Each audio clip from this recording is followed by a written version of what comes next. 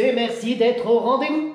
Alors aujourd'hui nous allons étudier le périmètre et l'air. Mais honnêtement c'est une notion qui est utilisée depuis pas mal de temps. Alors la question que vous devriez vous poser c'est qu'est-ce qu'un périmètre?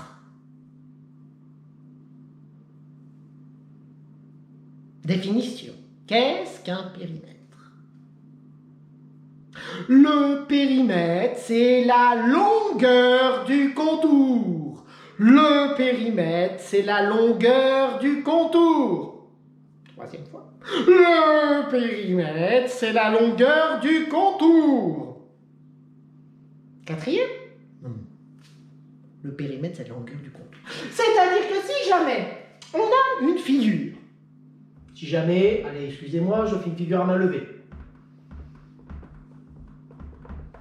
Figure à main levée, mais qui a des codages. C'est le plus important. Si jamais j'ai ceci déjà, quelle est la nature de ce quadrilatère? C'est un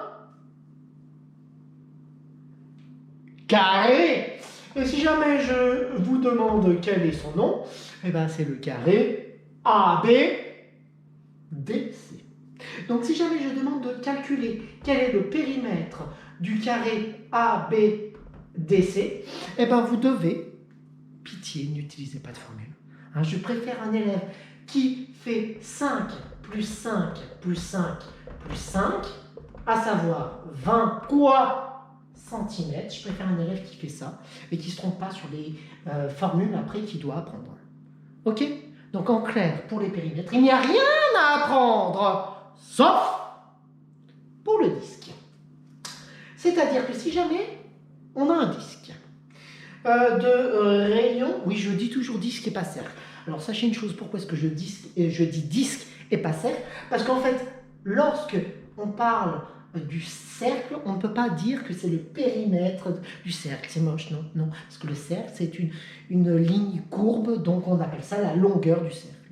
La longueur du cercle, ou le périmètre du disque. Voilà, le disque. C'est pour ça que je parle toujours de disque. Alors, si jamais ce disque fait 5 cm de rayon, eh bien, là, vous devez connaître et apprendre cette formule 2 fois pi fois le rayon. Et ici, le rayon, c'est 5, donc 2 fois pi fois le rayon, qui sera 5 ici. Donc, ça fera 10 pi.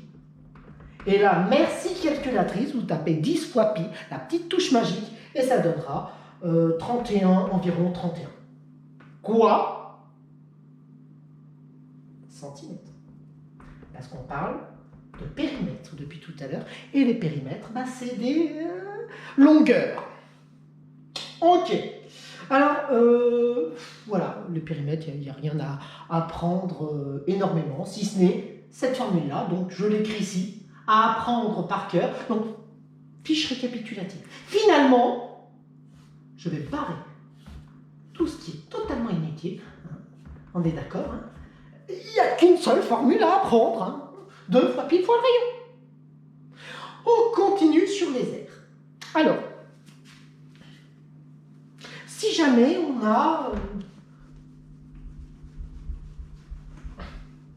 coup de pchit magique. Fouin, fouin, fouin.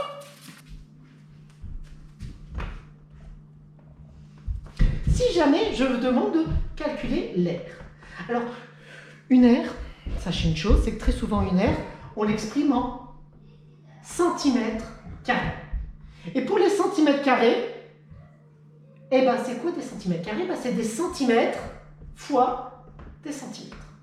Centimètres fois centimètres. Donc autrement dit, pour calculer une aire, il faudra toujours faire une longueur fois une autre longueur. Autrement dit, là, si je demande l'aire du carré, toutes ces formules-là sont à apprendre, mais au moins on les retient plus facilement. Donc quelle est l'aire du carré ABDC? Eh bien, ce sera 5 fois 5. Une longueur fois une autre longueur, 5 fois 5, égale 25. Et là, c'est une aire.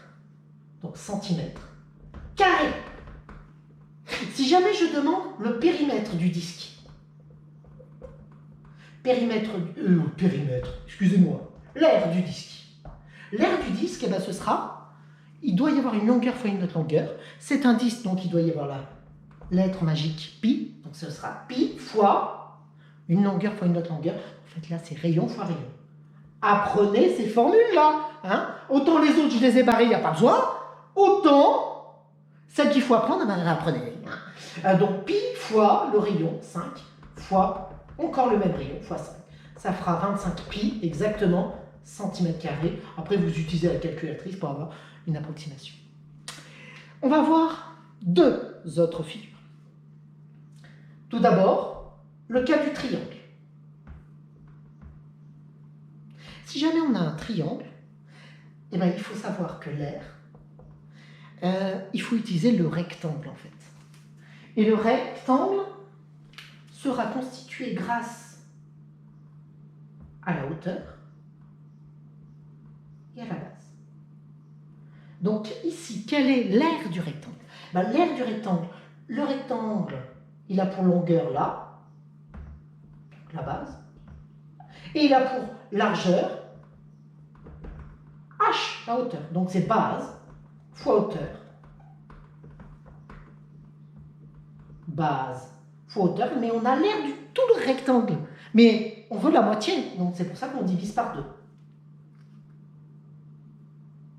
De la même façon, pour un parallélogramme, on peut prendre ce morceau-là et le rajouter là.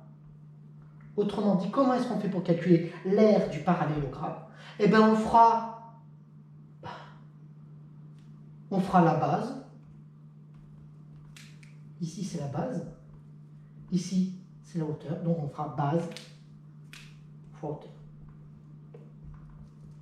Bon, j'espère avoir été clair. En clair, périmètre. Il n'y a rien à apprendre, mis à part de Pierre, pour le disque. Mais pour les airs, si vous voulez vous débrouiller, apprenez les formules. Bon, je vous remercie et puis je vous dis à bientôt.